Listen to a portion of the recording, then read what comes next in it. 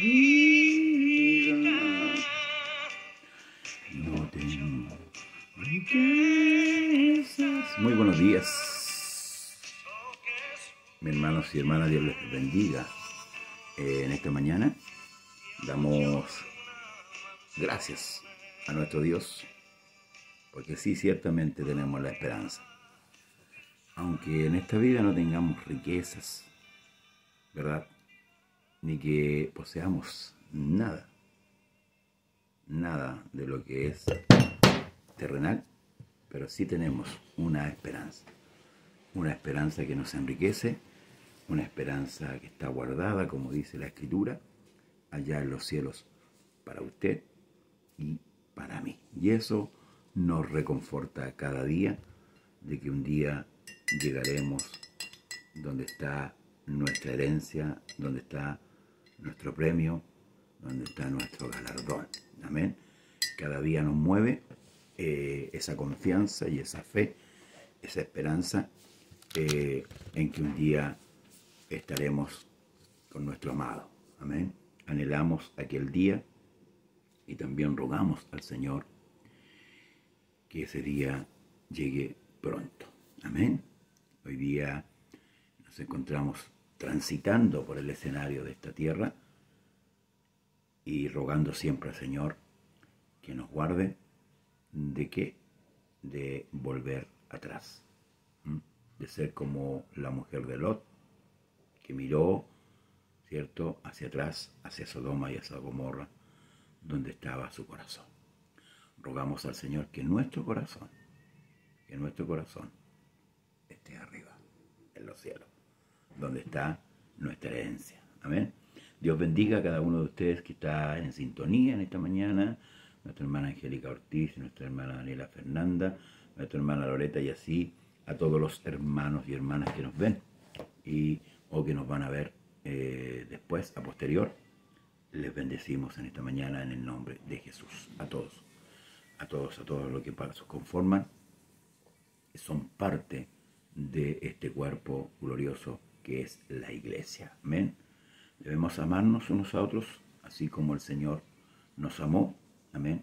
Debemos amarnos, quitar las diferencias, los egos, las vanidades que todavía están impregnadas en nuestros corazones, y amarnos con un corazón sincero.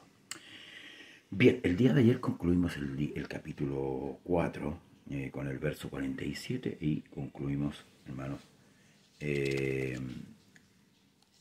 para seguir adelante hoy día con el capítulo 6. Hoy tenemos culto en el lugar de Trieste, y doquiera que haya culto en algún lugar, usted vaya, congréguese porque es importante. Saludamos también a nuestro hermano Ernesto, que está enfermo. Amén. Que Dios le bendiga y que tenga una pronta mejoría, si la voluntad de Dios así lo permite. Y así a todos los que están enfermos en algún hospital, ¿verdad? Hermana Navarrete, también, que está hospitalizada, operada hace poco, Dios le bendiga. Y así a todos los que nos ven, ¿cierto?, ahí en un hospital, en una cárcel, donde quiera que llegue esta señal, sea motivo de gran bendición para aquellos que aman al Señor. Bien, el capítulo 6 de Juan dice: después de esto, en el nombre de Jesús, después de esto Jesús fue al otro lado del mar de Galilea, el de Tiberias, y le seguía gran multitud porque veían las señales que hacía en los enfermos. Ahí hay un motivo, ¿verdad?, del cual la gente seguía a Jesús: las señales. Y esto hay que grabárselo bien. Es claro, el escritor dice: y le seguía gran multitud porque veían, ¿qué cosa? Las señales que hacía en los enfermos. No habla que lo seguían por la palabra. Amén. Entonces subió Jesús a un monte y se sentó allí con sus discípulos. Y estaba cerca de la Pascua, la fiesta de los judíos. Cuando alzó Jesús los ojos, vio que había venido a él gran multitud. Y dijo a Felipe: ¿de dónde compraremos pan para que coman estos? Pero esto decía para probarle, porque él sabía lo que había de hacer. Felipe le respondió: 200 denarios de pan no bastarían para que cada uno de ellos tomase un poco. Uno de sus discípulos, Andrés, hermano de Simón Pedro, le dijo: aquí está un muchacho que tiene 5 panes de cebada y 2 pececillos. Mas, ¿qué es esto para tantos?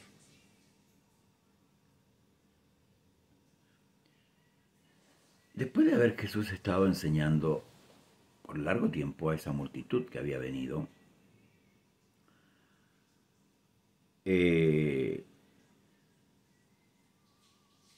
prueba a los discípulos. Estos discípulos que habían visto convertirse el agua en vino, ¿verdad? El agua en vino, un poder sobre la materia, que habían visto la sanidad del hijo del noble, y que fueron partícipes de la sanidad de aquel paralítico que estaba ahí en el estanque de Betesda. Jesús les hace esta pregunta: ¿de dónde compraremos pan para que coman todos estos? Y aquí vemos la reacción de 2 de ellos. Y que inmediatamente, de acuerdo a su humanidad, dan una respuesta muy humana. Y dice, pero esto decía para probarle, porque él sabía lo que había que hacer. Jesús sabía, siempre el Señor va a saber lo que él tiene que hacer. Amén. Nosotros no podemos decirle al Señor lo que él tiene que hacer. A veces nosotros queremos dirigir a Dios. Por eso es que en la oración sacerdotal el Señor nos enseña que también debemos pedir que se haga su voluntad en el cielo, también con la tierra, en el Padre Nuestro. Que se haga su voluntad en el cielo y en la tierra. ¿Por qué? Porque la voluntad del Señor es perfecta. Porque Él siempre va a saber lo que Él tiene que hacer. Ningún hombre le va a decir al Señor, y se lo vuelvo a decir, porque Dios no pide consejos. Es el hombre que necesita consejos. Dios no necesita ser aconsejado. Dios es perfecto. Perfecto.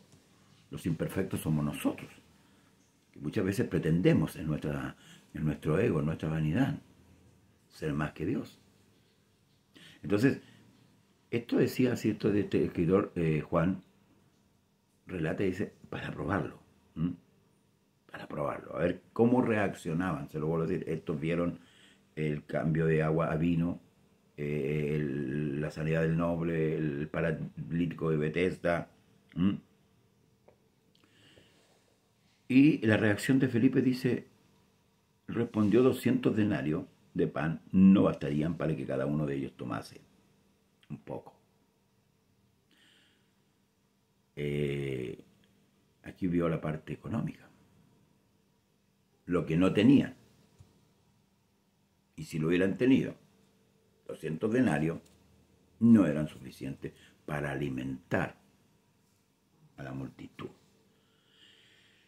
Esto demuestra, hermanos amados, al hombre apoyado netamente en lo terrenal, en que su confianza no está en Dios, en las riquezas. Ciertamente 200 denarios no alcanzarían, tiene que ser más, hay que entrar con más. Luego el otro, Andrés, llega con una solución, o una posible solución a este problema. El problema era alimentar esa multitud. Dios bendiga a nuestra hermana Janet Rosales. El problema era alimentar a esa multitud. Pero ¿cómo lo alimentamos? No tenemos dinero suficiente. No tenemos dinero suficiente. La multitud es amplia. Pero aquí Andrés ofrece una solución. Y fíjese que él mismo, echa por tierra, por su falta de fe, la propia solución que él trae. Uno de sus discípulos, Andrés, hermano de Simón Pedro, le dijo, aquí está un muchacho que tiene 5 panes de cebada y 2 pececillos. Mas, ¿qué es esto para tantos? Trajo una solución, pero él mismo desvirtúa una solución. Entonces Jesús dijo, haced recostar la gente. Y había mucha hierba en aquel lugar, y se recostaron como en número 5.000 varones. Escuche, 5.000 varones. Y tomó Jesús aquellos panes, y habiendo dado gracias, los repartió entre los discípulos, y los discípulos entre los que estaban recostados. Asimismo de los peces, cuanto querían. Y cuando se hubieron saciado, dijo a sus discípulos, recoged los pedazos que sobraron, para que no se pierda nada. Recogieron pues, y llenaron 12 cestas de pedazos, que de los 5 panes de cebada sobraron a los que habían comido. Aquellos hombres entonces, viendo la señal que Jesús había hecho, dijeron, este verdaderamente es el profeta que había de venir al mundo. Pero entendiendo Jesús que iban a venir para apoderarse de él y hacerlo rey, volvió a retirarse al monte. Aquí está la solución, dijeron. ¿Para qué? No para lo que Jesús quería. Ellos comieron y se saciaron. Ellos vieron ellos vieron una solución económica, de mantención, de mantenimiento. ¿A quién no le gustaría tener un presidente que usted no tendría que salir a trabajar, ¿cierto? Y que tuviera alimento todos los días? Que usted no tiene la necesidad. De esta manera vieron la solución el pueblo, la gente. Vieron a un mantenedor. Como hoy día muchos también ven a Jesús como un sanador solamente. Y siempre están ahí, ¿verdad? Pidiéndole al Señor sanidades, cosas también. Un mantenedor. Un mantenedor. Así vio esta gente. Y por eso Jesús se apartó. Porque como Jesús conoce el corazón, se apartó al monte nuevamente, porque sabía que venían a él para hacerle rey. Pero no el rey en su totalidad. ¿Amén? No un rey en todos los campos de su vida, sino en algunos campos que ellos encontraran que es conveniente. Se repite una situación, hermanos, ambigua del ser humano. No, yo necesito a Dios para que me vaya bien en esto, pero no necesito a Dios para esto otro, porque esto otro yo lo puedo hacer solo, a mi manera. Aquí no hay una total dependencia. Bueno, más adelante lo vamos a ver, cuando Jesús, ¿cierto?, disputa con esta gente. Entonces dice, al anochecer descendieron sus discípulos al mar. Otro relator dice, pasemos al otro lado, ¿verdad? Jesús le ordena a los discípulos pasar, pero él se queda. Él se queda ahí en el monte orando, ¿cierto? La gente vio que sus discípulos habían salido.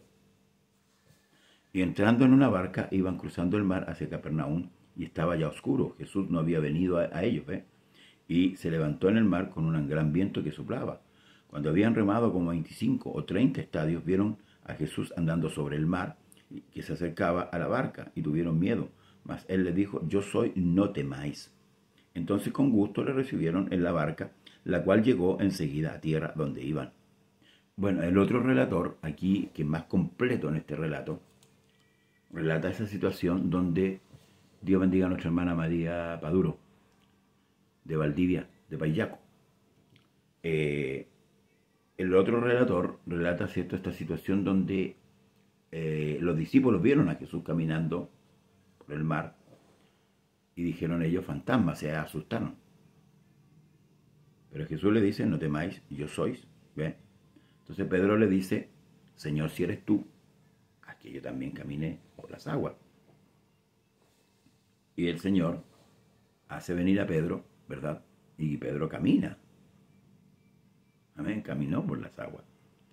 Pero como se produjo un fuerte viento y un oleaje persistente, Pedro, mirando el mar y mirando el viento, tuvo miedo y empezó a hundirse. Y el Señor lo tomó y lo subió a la barca. Bueno, ese es un relato que tiene Mateo, si no me equivoco. que complementa, ¿cierto?, este relato. Por eso es que es importante que usted lea la Biblia y lea los 4 evangelios para que vaya ensamblando, ¿cierto?, los hechos que relata prácticamente cada escritor, ya sea Mateo, Lucas, Marcos y Juan. Entonces, aquí el relato es como un resumen, solamente no hay detalles mayores como este, que Jesús llegó, ¿cierto?, a medianoche a la barca. No hay otro detalle más de más relevancia que este escritor le da. No así los otros escritores. Entonces, el día siguiente, la gente que estaba al otro lado del mar vio que no había habido allí más que una sola barca y que Jesús no había entrado en ella con sus discípulos, sino que estos se habían ido solos. O sea, esta gente estaba pendiente.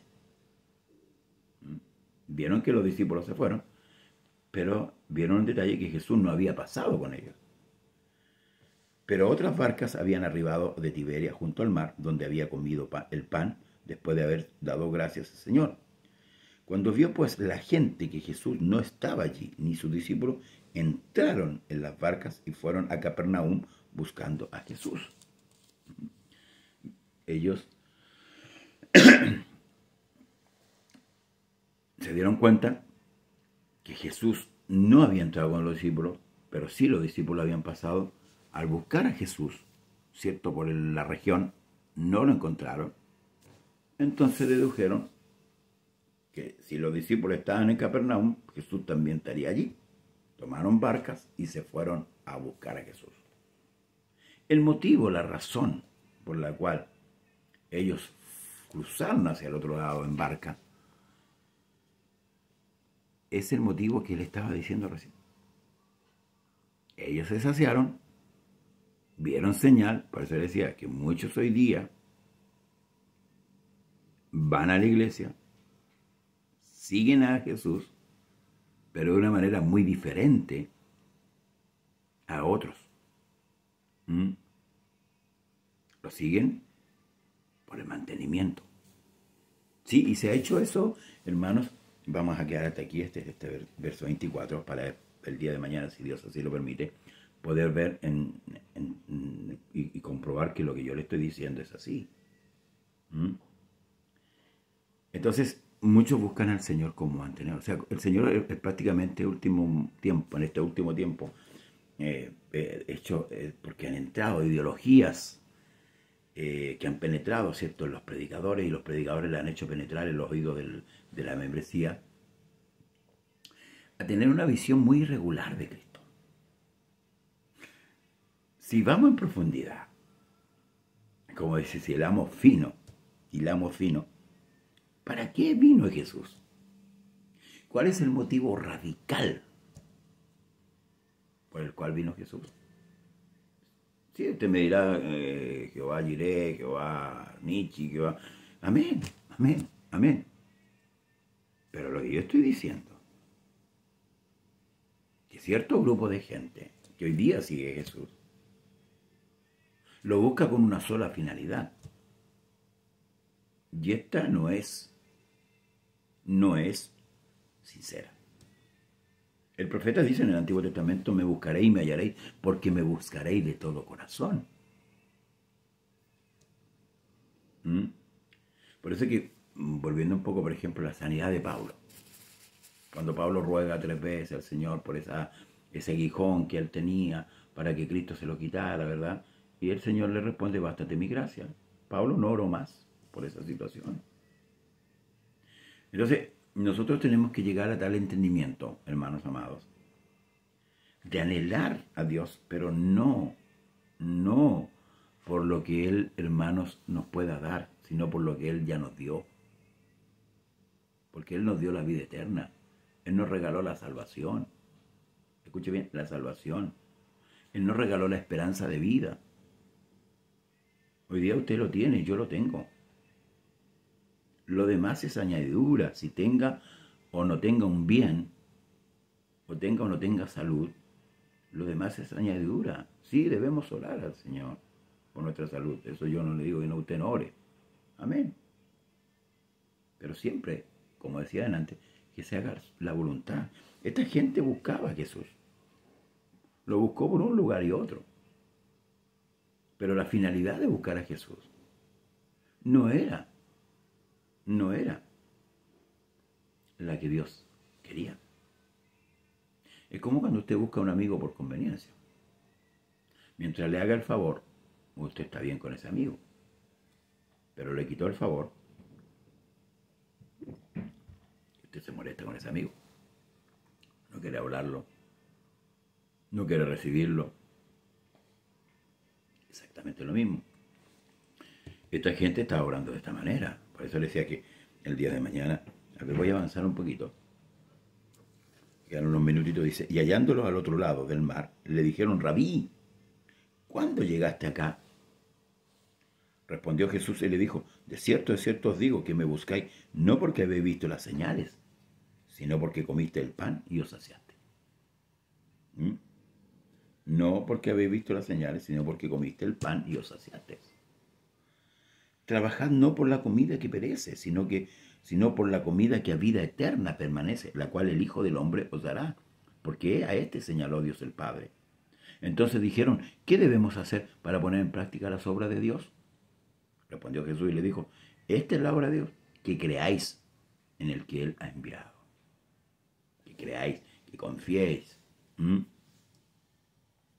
Le dijeron entonces, ¿qué señal pues haces tú para que veamos y te creamos? ¿Qué obras hace? Fíjese las dos preguntas que ellos le hacen.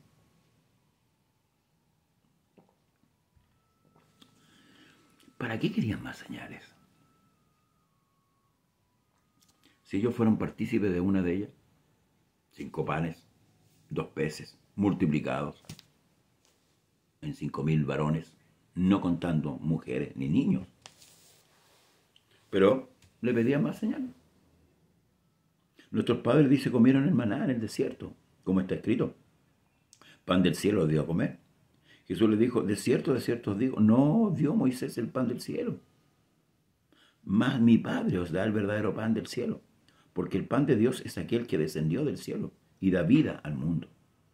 Le dijeron, Señor, danos siempre este pan. Jesús le dijo, yo soy el pan de vida. Arriba le estaba diciendo que creyesen en él. Y aquí le está confirmando la razón. Yo soy el pan de ¿qué? De vida. De vida. El que viene a mí nunca tendrá hambre. Y el que en mí cree no tendrá sed jamás. Mas os he dicho que aunque me habéis visto, no creéis. No creéis. Todo lo que el Padre me da vendrá a mí. Y el que a mí viene, no le echo fuera.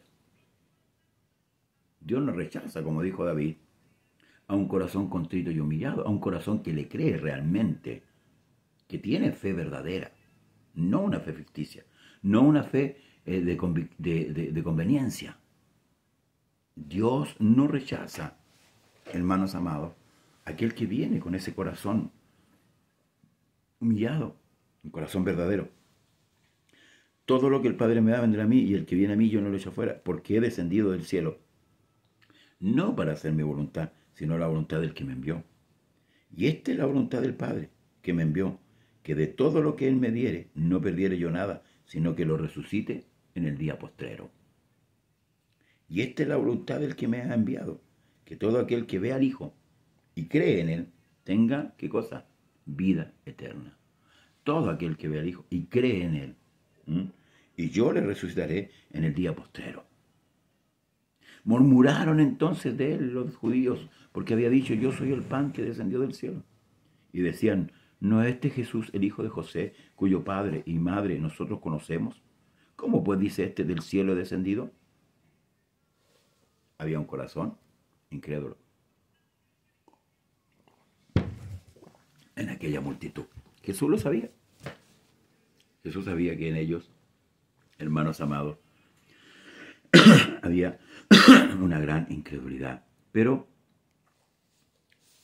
los trataba de convencer, hacerle entender, hacernos razonar. Jesús les dijo, no murmuréis entre vosotros, ninguno puede venir a mí si el Padre que me envió no le trajere, y yo le resucitaré en el día postrero. Escrito está, en los profetas, y serán todos enseñados por Dios. Así que todo aquel que oyó al Padre y aprendió de él, viene a mí. No que alguno haya visto al Padre, sino que aquel que vino de Dios, éste ha visto al Padre. De cierto os digo, el que cree en mí tiene vida eterna. Yo soy el pan de vida. Vuestros padres comieron el maná en el desierto y murieron. Este es el pan que descendió del cielo, para que el que de él come no muera. Yo soy el pan vivo que descendió del cielo. Si alguno comiere de este pan, y vivirá para siempre. Y el pan que yo daré es mi carne, la cual yo daré por la vida del mundo. Aquí los judíos no entendían nada de lo que Cristo estaba diciendo. De hecho, se llegaron a pensar que eran caníbales por los discípulos cuando comían la cena y tomaban, bebían el vino. Entonces los judíos contendían entre sí diciendo, ¿cómo puede este darnos a comer su carne? Jesús les dijo, de cierto os digo, si no coméis la carne del Hijo del Hombre y bebéis su sangre, no tenéis vida en vosotros. O sea, si no creéis totalmente en aquel sacrificio que fue hecho en el Calvario, no hay vida. No hay vida. Si usted no cree que Jesús en la cruz expió sus pecados, si no cree en él, usted no tiene vida, usted está muerto o está muerta. El que come mi carne y bebe mi sangre tiene vida eterna, y yo le resucitaré en el día postrero, porque mi carne es verdadera comida y mi sangre es verdadera bebida. El que come mi carne y bebe mi sangre, en mí permanece y yo en él. Ahora, ¿por qué Jesús ilustra de esta manera la salvación? Porque es lo que más ha pegado a nuestro cuerpo, el comer o beber. Por eso lo ilustra de esta manera. No es que nosotros los tomemos la sangre de Cristo, los comemos su cuerpo, no. Es creer a tal punto de que tiene que ser igual a comer o beber. De esa manera debemos creer. Estamos comiendo día a día el cuerpo de Cristo por su palabra. Gloria al Señor. Como me envió el Padre viviente y yo vivo por el Padre, asimismo el que me come, él también vivirá por mí. Este es el pan que descendió del cielo. No como vuestros padres comieron el maná y murieron. El que come de este pan vivirá eternamente.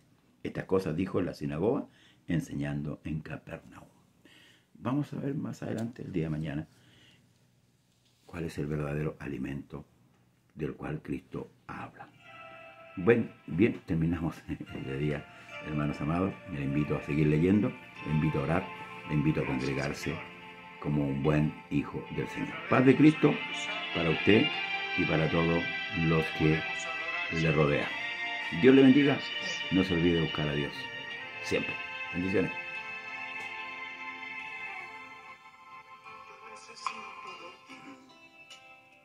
Yo necesito sentir tu presencia en mi vida.